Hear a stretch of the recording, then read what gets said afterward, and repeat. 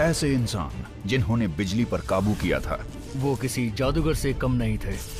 वक्त से पहले नई टेक्नोलॉजीज के बारे में सोच लिया था उनके दिमाग में ये तस्वीरें बन जाती थी और दावा किया कि वो दूसरी दुनिया के जीवों से संपर्क करते थे। तो ये देखकर यही लगता है कि परग्रही जीव खुद उन्हें ये जानकारियां दिया करते थे। निकोला टेस्ला को आज तक के सबसे अक्लमंद और रहस्यमय लोगों में से एक माना जाता है। क्या वो सिर्फ एक सनकी वैज्ञानिक थे या इस अक्लमंदी के पीछे एक्स्ट्रा टेरेस्ट्रियल जीवों का हाथ था? उनसे परग्रही जीव बातें करते थे और उन्होंने खुद सबके सामने इस बात को कबूल भी किया है। दुनिया भर के लाखों लोग ये मानते हैं कि बीते कल में दूसरे ग्रह के जीव हमारे ग्रह पर आए थे। तो क्या ये बात सच है? क्या सच में प्राचीन एलियंस ने हमारे इतिहास को बदला है? अगर ऐसा है तो क्या उनका निकोला टेस्ला की अक्लमंदी से कोई ताल्लुक था?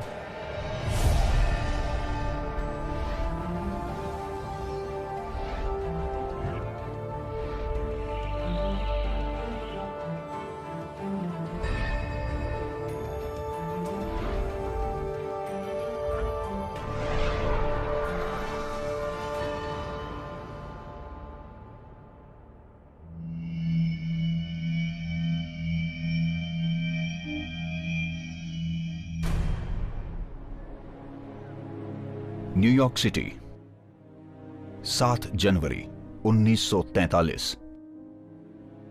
मशहूर इन्वेंटर निकोला टेस्ला की होटल न्यूयॉर्कर के 33वें फ्लोर पर दिल का दौरा पड़ने से मौत हो गई।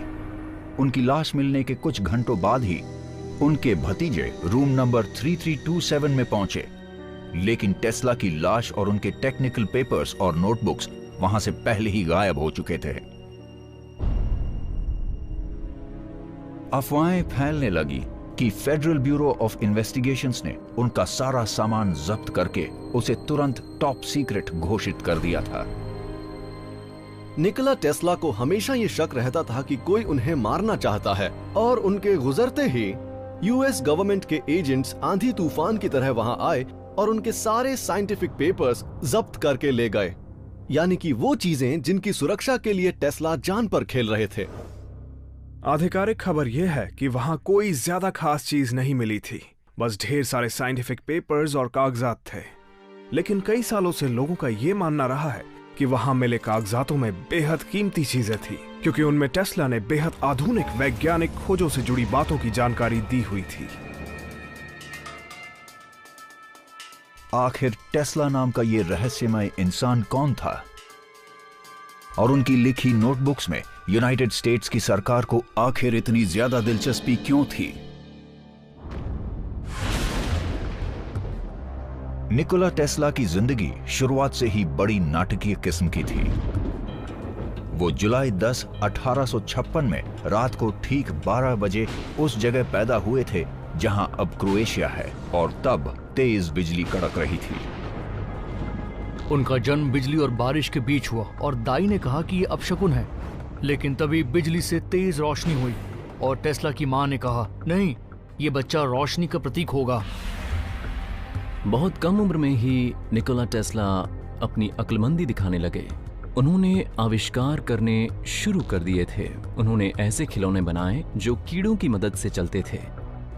उन्हें बिजली का कड़कना सबसे दिलचस्प लगता था और कड़कती बिजली को देखकर उनमें इलेक्ट्रिसिटी में दिलचस्पी पैदा हो गई और उन्होंने सोच लिया कि वो धरती और ब्रह्मांड की इस ताकत को काबू में करके इंसानों के भले के लिए इस्तेमाल करेंगे।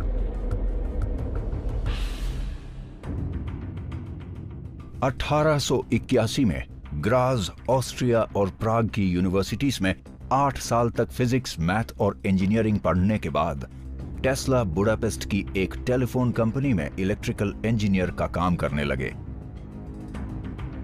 3 साल बाद 28 साल की उम्र में वो यूनाइटेड स्टेट्स चले गए और न्यूयॉर्क सिटी में थॉमस एडिसन के लिए काम करने लगे। लेकिन जल्द ही दोनों एक दूसरे के खिलाफ हो गए और उनके मुकाबले को नाम दिया गया war of the currents.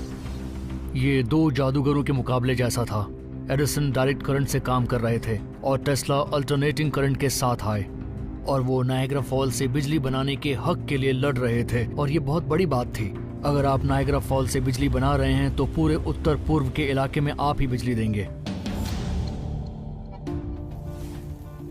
Edison के डायरेक्ट करंट डिस्ट्रीब्यूशन सिस्टम में लगातार सीधे सीधे आगे बढ़ती बिजली की पोटेंसी आगे जाकर कम हो जाती थी।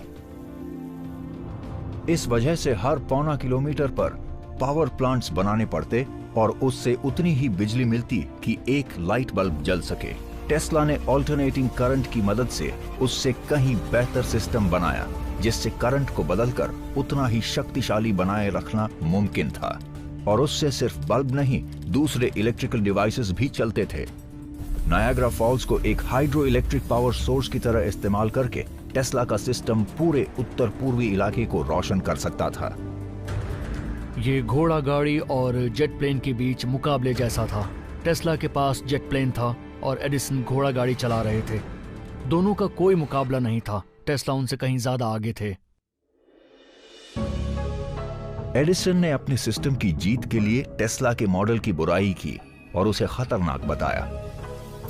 यहां तक कि उन्होंने लोगों के डर पैदा करने के लिए ऑल्टरनेटिंग करंट से बिल्लियों और कुत्तों और यहां तक कि एक जंगली हाथी को भी मार कर दिखाया। लेकिन निकोला टेस्ला का बेहतर एसी पावर सिस्टम जीत गया और आज भी दुनिया की पावर ग्रिड्स उसी के आधार पर काम करती हैं। टेस्ला ने दुनिया को बिजली का तोहफा दिया और इतना ही नहीं, उन्होंने बिजली को केवल कुछ लोगों के काम आने वाली चीज से बदलकर ऐसी बुनियादी चीज बना दिया जिसे सब लोग इस्तेमाल कर सकते थे। निकोला टेस्ला दुनिया के आज तक के सबसे तेज दिमाग वाले लोगों में से एक हैं। उनके आइडियाज उस वक्त के लोगों की सोच से कई आगे के वक्त के थे। अगर टेस्ला नहीं होते तो हम आज भी एक अलग दुनिया में जी रहे होते थे। लेकिन निकोला टेस्ला ने सिर्फ दुनिया को बिजली नहीं दी, उन्होंने कई चीजें बनाने में योगदान दिया, जैसे इलेक्ट्रिक रेल रोड्स, फ्लोरोसेंट और neon lights, wireless radio communications, X-ray, remote control, turbine engines, speedometers, helicopters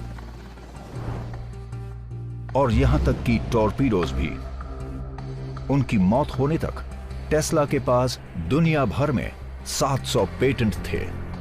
Nikola Tesla दुनिया के महान आविष्कारकों में से एक थे। टेस्ला लियोनार्डो दा विंची जैसे थे। उनकी सोच भविष्य की थी और वो हैरत अंगेज काम करते थे। निकोला टेस्ला के जमाने में इंडस्ट्रियल रेवोल्यूशन अपने पैर जमा रहा था। फैक्ट्रीज में इंसानों, स्टीम और कोयले से चलने वाली मशीनें काम करने लगीं।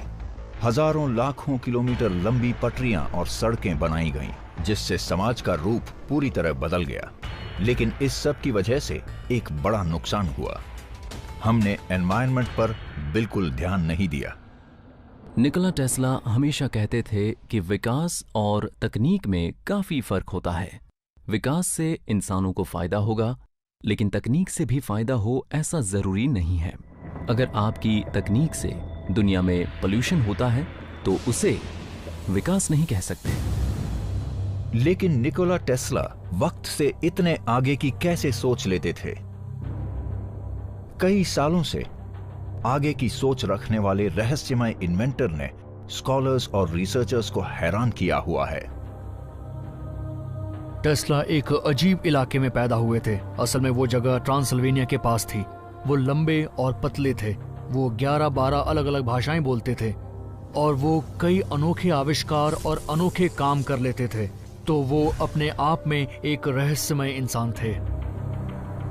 निकोला टेस्ला का जन्म जब हुआ था, इत्तेफाक की बात है कि उसी वक्त के बारे में एक जोहारिक भविष्यवाणी की गई थी कि उस वक्त धरती पर दूसरे के ज्ञान के दरवाजे खुलेंगे। और उस वक्त कौन पैदा हुआ था? निकोला टेस्ला, एल्बर्ट आइंस्टाइन उस वक्त एक नया दौर शुरू हुआ था। क्या वाकई इन भविष्यवाणियों, अफवाहों और टेस्ला से जुड़ी रहस्यमय बातों में कोई राज छुपा हो सकता है? शायद दूसरी दुनिया का कोई राज।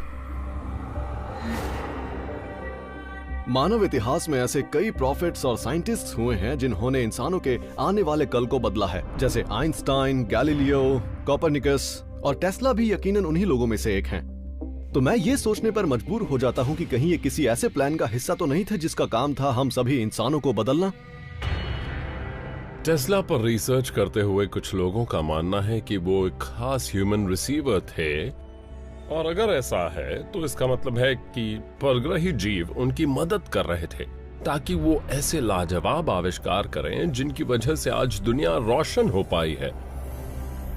क्या ऐसा हो सकता है कि टेस्ला जानते थे कि उन्हें एक खास काम मिला है? क्या वो हमारी टेक्नोलॉजी को उन ऊंचाइयों तक लेकर जाने की कोशिश कर रहे थे जिससे कि हमें वो क्षमताएं आ जाएं जो कि प्राचीन वक्त में उन लोगों में थी जिन्हें हम आज कहते हैं देवता?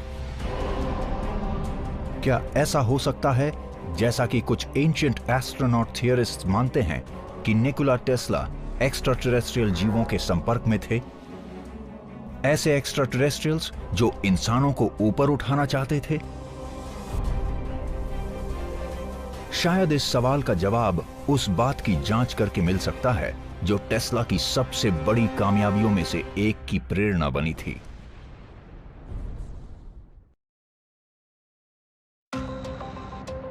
Cambridge, Massachusetts. यहां के मैसाचुसेट्स इंस्टीट्यूट ऑफ टेक्नोलॉजी में आपको दुनिया के सबसे होनहार लोग मिलेंगे। कई तरह की खोजें करने में सबसे आगे हैं, जिनमें बिजली का वायरलेस ट्रांसमिशन भी शामिल है। सालों से वैज्ञानिक कारगर तरीके से बिजली का वायरलेस ट्रांसमिशन करने में नाकाम रहे हैं। रेडियो वेव्स, माइक्रोवेव्स, यहां तक कि लेजर बीम ट्रांसमिशन से भी यह काम नहीं हो पाया। लेकिन 2007 में MIT रिसर्चर्स एक कमरे में 7 फीट की दूरी तक सुरक्षित वायरलेस ट्रांसमिशन कर पाए थे।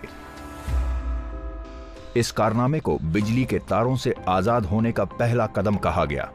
हैरानी की बात है, एक ऐसी दुनिया जिसमें इलेक्ट्रिकल डिवाइसेस को हमेशा ऑटोमेटिक पावर मिलेगी और चार्जिंग या किसी तार की जरूरत नहीं होगी, उसका सपना आविष्कारक निकोला टेस्ला ने 100 साल पहले देख लिया था।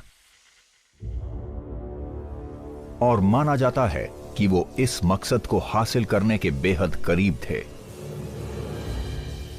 टेस्ला ने जिस वायरलेस ट्रांसमिशन की बात कही थी, उसमें वैज्ञानिकों को कुछ खास कामयाबी नहीं मिली है, और टेस्ला ने 1899 और 1900 के बीच कोलोराडो स्प्रिंग्स में जो टेस्ट्स किए थे, उनसे पता चलता है कि बिजली को बिना तारों के भेजना मुमकिन है। टेस्ला कोलोराडो स्प्रिंग्स में ये देखने गए कि क्या वो बिजली को कई किलोमीटर तक भेज सकते हैं, और ये एक बड़ी कामयाबी होती। उनके पास एक बड़ा टावर था, वो 200 फुट ऊंचा था। अपने असिस्टेंट को लेबोरेटरी में बैठाकर टेस्ला ने उससे कहा कि जब मैं तुम्हें इशारा करूं तो तुम स्विच दबाकर वायरलेस सिस्टम को ऑन कर देना। और टेस्ला लगभग 6.5 किलोमीटर दूर चले गए।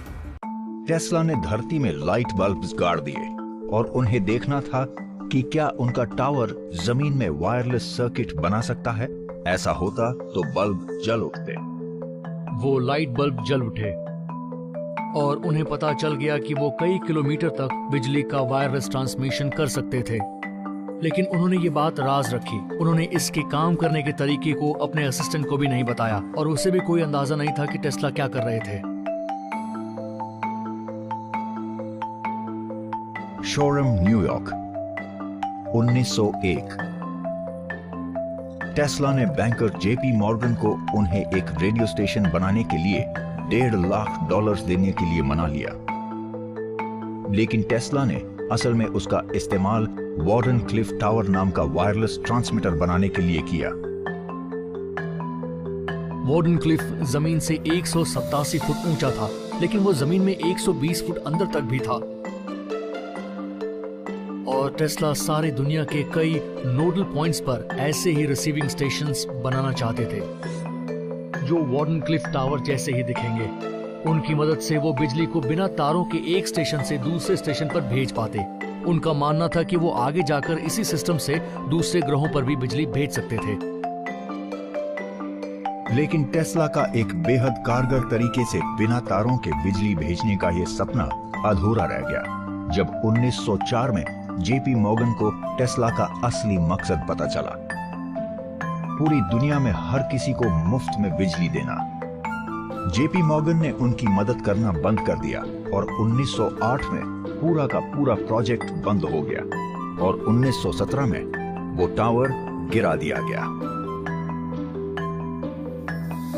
कोई भी कंपनी या कोई कॉरपोरेशन मुफ्त में लोगों को टेक्नोलॉजी नहीं देना चाहती है, तो टेस्ला का काम रोक दिया गया ताकि दुनिया को मुफ्त बिजली ना मिल पाए। लेकिन टेस्ला बिना तारों के इतनी दूर तक इलेक्ट्रिसिटी कैसे भेज सकते थे, जबकि आज के वैज्ञानिक आज भी सिर्फ 7 फुट तक भेज पाते हैं। टेस्ला का कहना था कि वो अपने आविष्कार पहले अपने दिमाग में ही पूरी तरह बना लेते थे।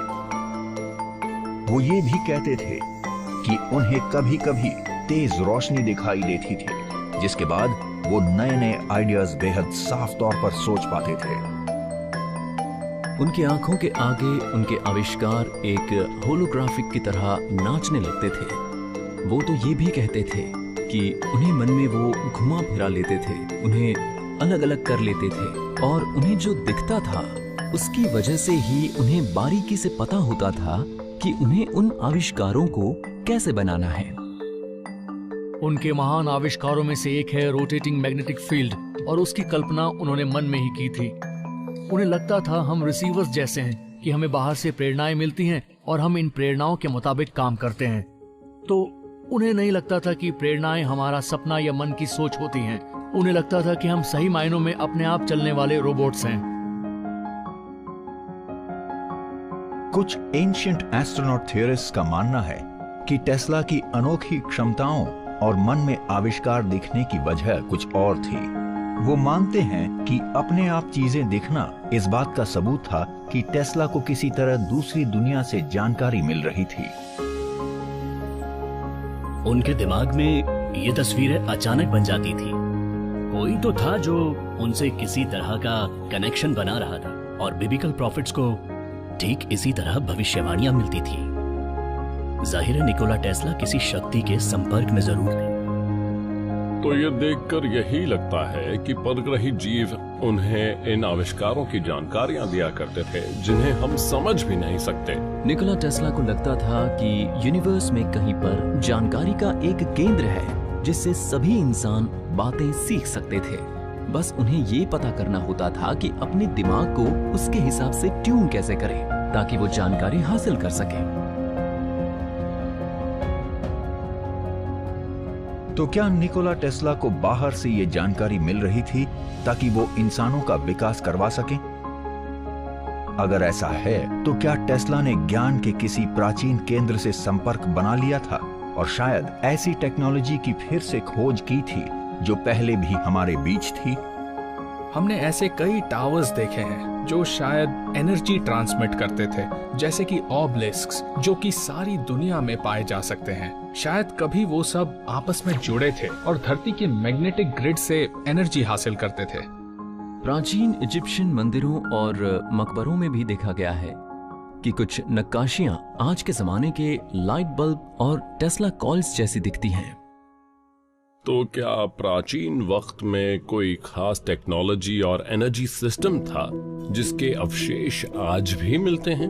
विशाल पिरामिड्स, ऑबलिस्क्स, विशाल सीधे खड़े पत्थर और टावर्स, शायद ये सभी किसी विशाल परग्रही एनर्जी सिस्टम का हिस्सा थे।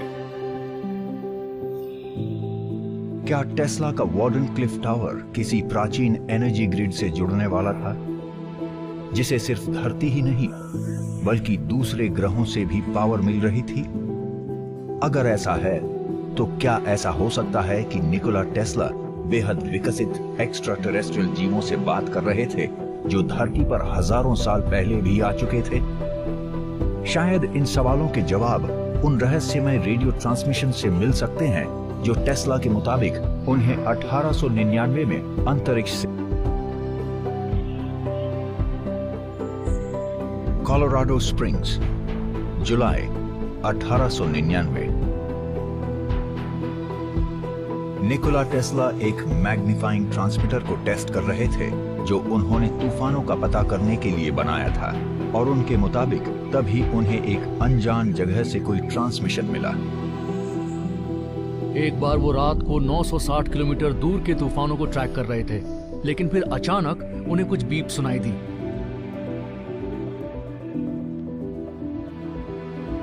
बार बार 3 बीप सुनाई दे रही थी, तो उन्हें गिनकर भेजा जा रहा था और वो उनका मतलब नहीं समझ पाए। और टेस्ला ने उनके बारे में सोचा तो उन्हें यही लगा कि वो अंतरिक्ष से आई थी, शायद मार्स से आई थी। मार्स का ऑर्बिट ऐसा है कि वो करीबन हर बार 1.25 सालों के बाद धरती के करीब आता है। टेस्ला का मानना था कि ऐसे ही कभी मार्स के करीब आने पर उन्हें वहां से सिग्नल मिल रहे थे। शायद उन्होंने ऐसा रिसीवर बनाया जो इतना सेंसिटिव था कि वो रेडियो वेव्स रिसीव कर रहा था, जिनके बारे में हमें पता है कि वो बाहरी गैलेक्सीज और दूसरे ग्रहों से आती रहती हैं। तो उन्होंने मान लिया ये दूसरे ग्रह से आए सिग्नल्स हैं, लेकिन शायद उनके पास एक ऐसा ओपन चैनल था जो हम आज भी नहीं बना सकते। टेस्ला के मुताबिक ये सोचना बेवकूफ़ी थी कि यूनिवर्स में बस हम ही अक्लमंद जीव हैं, और अगर दूसरे जीव हैं तो वो हमारे मुकाबले कितने अक्लमंद हैं, और वो धरती पर रहने वाले हम जैसे अक्लमंद जीवों से संपर्क क्यों नहीं करना चाहते। टेस्ला ने दूसरी दुनिया के लोगों के साथ संपर्क के बारे में बताया और ऐलान किया कि उन्हें एक्स्ट्रा टेरेस्ट्रियल्स के होने पर यकीन है। 1901 के फरवरी में उन्होंने कॉलियर्स वीकली में इस पर आर्टिकल छपवाया जिसका नाम था talking with the planets. Tesla शिद्दत से इस काम में लग गए कि किसी तरह से वो दूसरे प्लैनेट से फिर से रेडियो से संपर्क कर सके। टेस्ला को जो रेडियो ट्रांसमिशंस मिले थे उनके सहारे उन्होंने एक थियोरी बनाई कि ये परग्रही जीव 1000 साल पहले से हमारी दुनिया के संपर्क में थे, और इतना ही नहीं, इन परग्रही जीवों ने इंसानों को शुरुआत से ही अपने काबू में करके रखा है। उनकी ये बातचीत आगे कहां तक गई? क्या वो उस मुकाम तक पहुंच गए थे कि उन्हें परग्रही जीवों से काम की जानकारी मिल रही थी जिसकी मदद से वो अपने आविष्कार बना रहे थे? लोगों का मानना है कि ऐसा ही हुआ था, और टेस्ला अपने आविष्कार इसलिए कर पाए क्योंकि उनका सीधा संपर्क दूसरे ग्रह के अक्लमंद जीवों के साथ था। मगर टेस्ला के वैज्ञानिक साथियों ने इस हैरत अंगेज बात पर यकीन नहीं किया और वो टेस्ला को एक सनकी वैज्ञानिक कहने लगे। तो एक तरफ निकोला टेस्ला ने सारी दुनिया में बिजली दौड़ाई, लेकिन फिर आगे जाकर जेपी मॉर्गन उनके खिलाफ हो गए, जो कि बहुत ही बड़े आदमी थे, और एडिसन भी पहले से ही उनके खिलाफ थे और उनका भी बहुत दबदबा था। फिर ये खबर सामने आई कि वो शायद मार्स ग्रह पर सिग्नल भेज रहे थे, और शायद इस बात का फायदा उठाकर उनके दुश्मनों ने उन्हें बदनाम करने की कोशिश की। 20वीं सदी की शुरुआत में ऐसी अफवाह उड़ी कि टेस्ला को नोबेल प्राइज देने की बात चल रही थी, लेकिन उन्हें कभी वो मिला नहीं। आज भी वैज्ञानिक उनकी उतनी इज्जत नहीं करते जितनी की जानी चाहिए। टेस्ला ने कहा था एटम्स सोलर सिस्टम्स की तरह काम करते हैं, और ये कि लाइट में वेव और पार्टिकल्स दोनों होते हैं। आइंस्टीन को यह बताने के लिए नोबेल प्राइज मिला कि लाइट में पार्टिकल्स होते हैं। बोर और रदरफोर्ड को यह बताने के लिए नोबेल प्राइज मिला कि एटम सोलर सिस्टम्स की तरह काम करते हैं। तो टेस्ला का क्वांटम फिजिक्स के इतिहास में नाम क्यों नहीं आता, जबकि वो उसके सबसे माहिर वैज्ञानिक थे? मुझे लगता है उनके साथ दूसरे फिजिसिस्ट्स ने नाइंसाफी की थी, और इसकी एक वजह थी उनका एलियन से लगाव। क्या निकोला टेस्ला ऐसी चीजों की कल्पना कर रहे थे जो सच में नहीं थी, या ऐसा हो सकता है कि वो सच में एक्स्ट्रा टेरेस्ट्रियल जीवों के संपर्क में थे? Belgrade, Serbia. यहां निकोला टेस्ला म्यूजियम में 1,60,000 से भी ज्यादा डॉक्यूमेंट्स हैं जिनसे टेस्ला की आगे की योजनाओं के बारे में पता चलता है। इनमें कुछ चित्र हैं जो कई लोगों को स्पेसशिप्स लगती हैं। इतिहासकारों के मुताबिक टेस्ला ने 1910 में एक फ्लाइंग मशीन पर काम शुरू किया था जो फील्ड प्रोपल्शन या एंटी ग्रेविटी का इस्तेमाल करने वाली थी। माना जाता है कि टेस्ला ने यह खोज की थी कि ढेर सारी बिजली किसी चीज को ऊपर उठा सकती है। 1920 और 30 के दशक के दौरान टेस्ला अक्सर एंटी ग्रेविटी शिप्स की बात करते थे जो वार्डनक्लिफ टावर से निकलने वाली पावर की मदद से उड़ सकती थी। उनका कहना था कि इन शिप्स में विंग्स या फ्यूल की जरूरत नहीं होगी, बल्कि वो पूरी तरह से इलेक्ट्रिक होंगी। लेकिन क्या टेस्ला ने ये डिजाइन्स पहले बनाई थी? या ऐसा हो सकता है जैसे कि एंशिएंट एस्ट्रोनॉट थियरिस्ट भी कहते हैं कि ऐसी शिप्स प्राचीन वक्त में भी हमारे ग्रह पर आकर जा चुकी थी।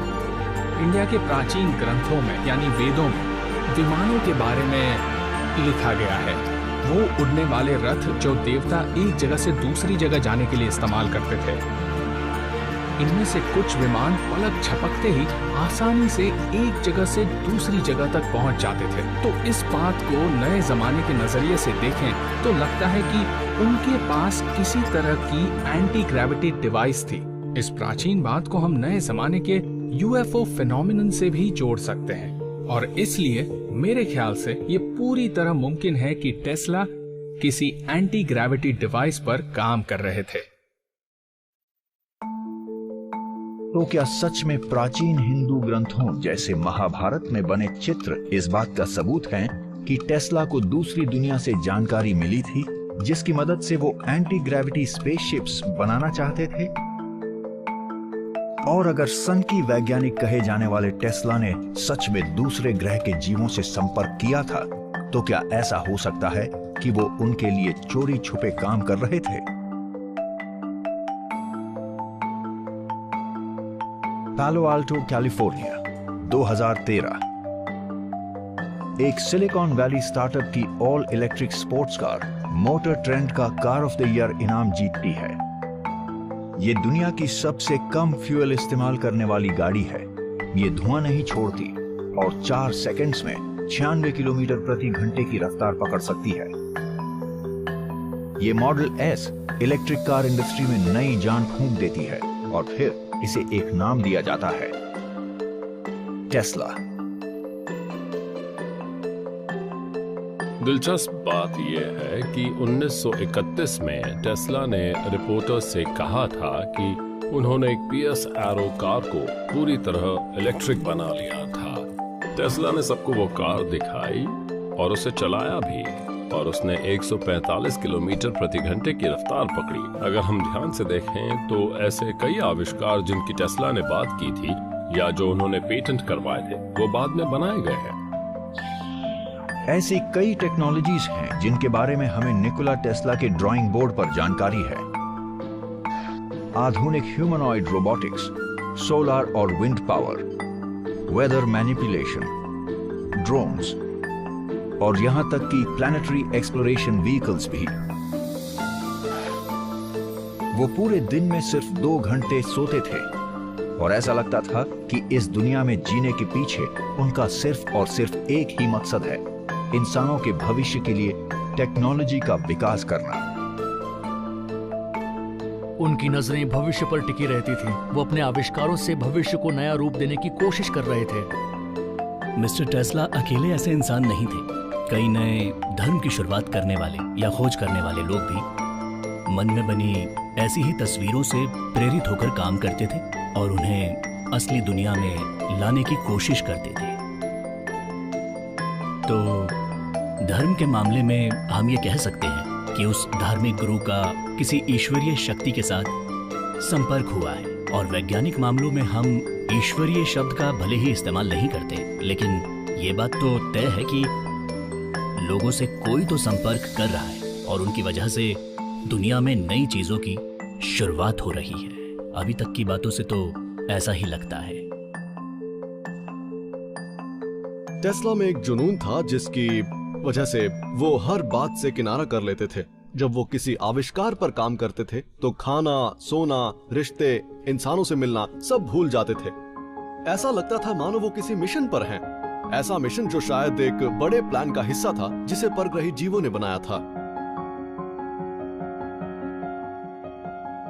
क्या निकोला टेस्ला को सच में एक्स्ट्रा टेरेस्ट्रियल जीव आविष्कार करने का काम देते थे, जैसे कि कुछ एंशिएंट एस्ट्रोनॉट थियरिस्ट कहते हैं? अगर ऐसा है तो क्या इससे जुड़े और सुराग उनकी उन बातों में मिलेंगे जिसे लोग एक सनकी की बकबक समझते थे? जब निकोला टेस्ला जनवरी 1934 में अपने आखिरी घर होटल न्यूयॉर्कर में रहने आए थे, तब वो अपने आविष्कारों के बजाय अपने अजीब बर्ताव के लिए मशहूर हो गए थे। कहते हैं वो कीटाणुओं से बहुत डरते थे, एकदम अंधेरे में काम करना पसंद करते थे और वो 3 नंबर के पीछे पड़े रहते थे। टेस्ला को न्यूमरोलॉजी में काफी दिलचस्पी थी। उनके अपने कई अंधविश्वास थे।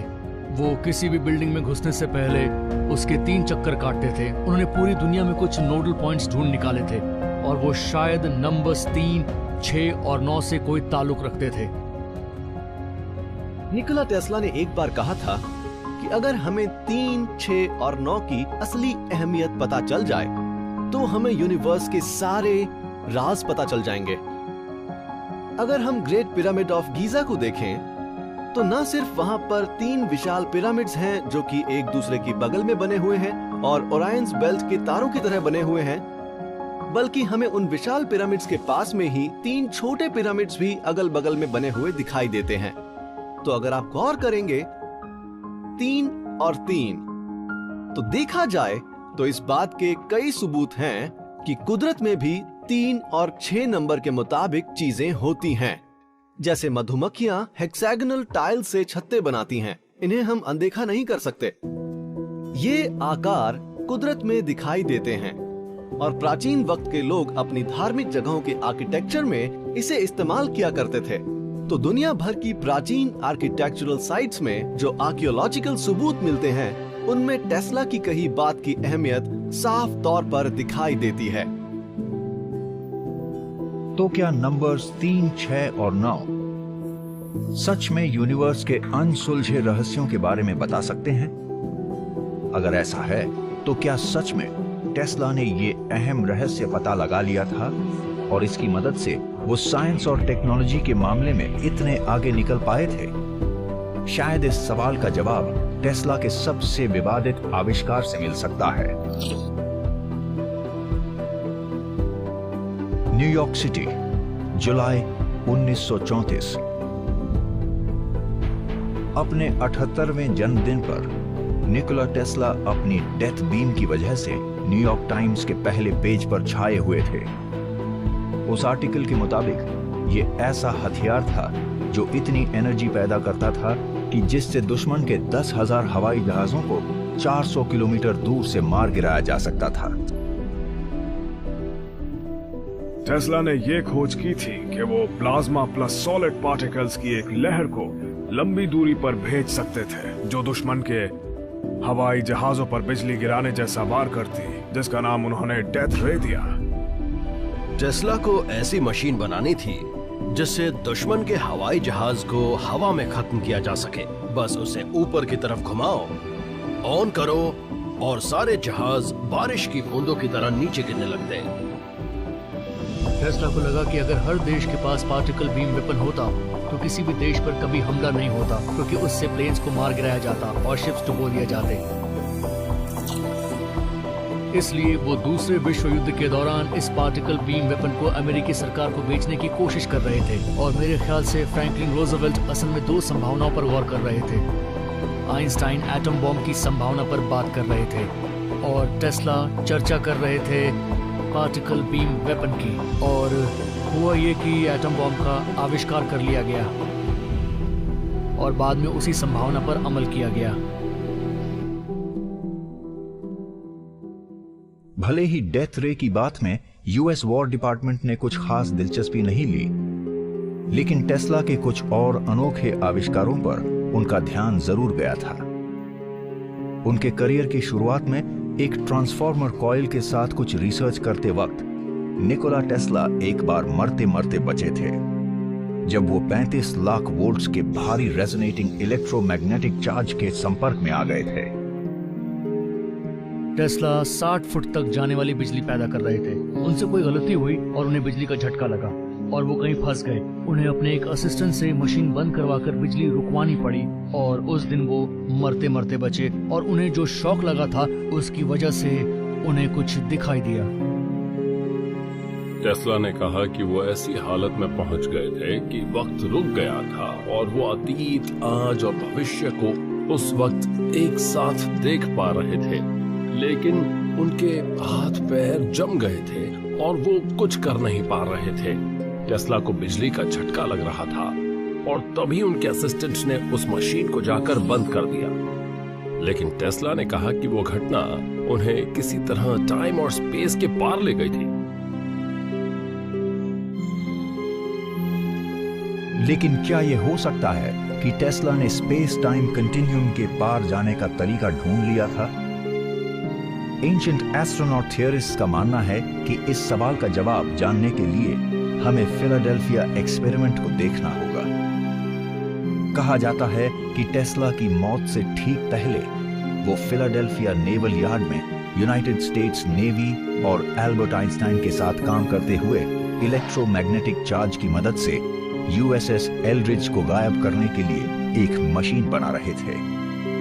वो जहाज को छुपाने वाली टेक्नोलॉजी बना रहे थे और उन्होंने कुछ टेस्ला कॉइल्स को जहाज पर लगाया जिससे उसके चारों तरफ प्लाज्मा की परत बन जाए और उसकी मदद से वो किसी भी रेडार से छुपी रह सकती थी। लेकिन वहां एक बेहद चौंकाने वाली बात हुई। वो जहाज न सिर्फ रेडार से गायब हुआ बल्कि असलियत में भी गायब ही हो गया। और जब वो वापस सामने आया तो उसके दल के कुछ लोग जहाज की दीवारों में अटके हुए थे। हालांकि वैज्ञानिकों का मानना है कि फिलाडेल्फिया एक्सपेरिमेंट नाम की यह घटना एक झूठ है। कुछ वैज्ञानिक कहते हैं ये सच है। हमें यूएस गवर्नमेंट के खास सूत्रों से ये एकदम खुफिया जानकारी मिली है कि फिलाडेल्फिया एक्सपेरिमेंट सच में हुआ था। उस जहाज पर मौजूद सैनिक अपने होश खो बैठे थे और उस हालत में चलकर जहाज के हल में पहुंच गए। और उसके बाद जब वो जहाज इस दुनिया में वापस आया तो उनके शरीर हल के मेटल के साथ मिलकर जुड़ गए। क्या टेस्ला ने सच में टाइम और स्पेस के पार जाने का तरीका ढूंढ लिया था? अगर ऐसा है तो क्या इस टेक्नोलॉजी से जुड़े राज और उसके साथ टेस्ला की डेथ बीम के ब्लूप्रिंट्स भी उन साइंटिफिक डॉक्यूमेंट्स में शामिल थे जो माना जाता है कि एफबीआई उनकी मौत के बाद जब्त करके ले गई थी? एंशिएंट एस्ट्रोनॉट थियरिस्ट्स का मानना है कि इस बात के सबूत आज के जमाने के सबसे आधुनिक हथियार में मिल सकते हैं।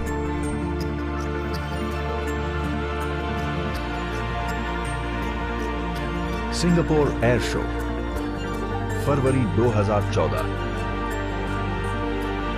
इजराइल की एक हथियार बनाने वाली राफेल एडवांस डिफेंस सिस्टम्स ने एक लेजर डिफेंस सिस्टम पेश किया जो एनर्जी छोड़कर आसमान से मिसाइल्स को मार गिरा सकता था।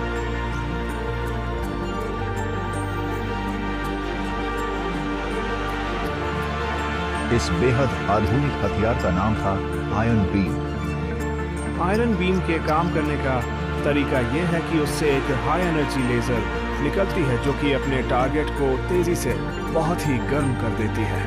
वो किसी भी चीज को उड़ा सकती है, अब चाहे वो हवाई जहाज हो, ड्रोन्स हो या फिर मिसाइल्स, यानी ऐसी कोई भी चीज जिससे किसी देश पर हमला किया जा सकता है। आयरन बीम ऐसी हर चीज को तबाह कर देती है। ये बिल्कुल टेस्ला की डेथ रे जैसी ही है। टेस्ला भी 1920 और 30 के दशक में ऐसी ही टेक्नोलॉजी की बात कर रहे थे जो बीम वेपन से मिसाइल्स या जहाजों को उड़ा सकती थी। तब वॉर डिपार्टमेंट ने आइंस्टाइन और ओपेनहाइमर के एटॉमिक बम को चुना, ना कि टेस्ला को। मगर अब हम देख रहे हैं कि इजराइल अब बना रहा है ये आयरन बीम टेक्नोलॉजी, क्योंकि उन्हें समझ में आ गया है कि एटॉमिक वेपन्स बहुत तबाही मचाते हैं। क्या ऐसा हो सकता है कि टेस्ला ने वक्त में आगे देखने या सफर करने की कोई टेक्नोलॉजी बना ली थी और इसीलिए उन्हें इन आविष्कारों के बारे में पता चला? टेस्ला ने एक बार कहा था कि आज वक्त उनका है मगर मैं जिस भविष्य के लिए काम कर रहा हूं वो मेरा है।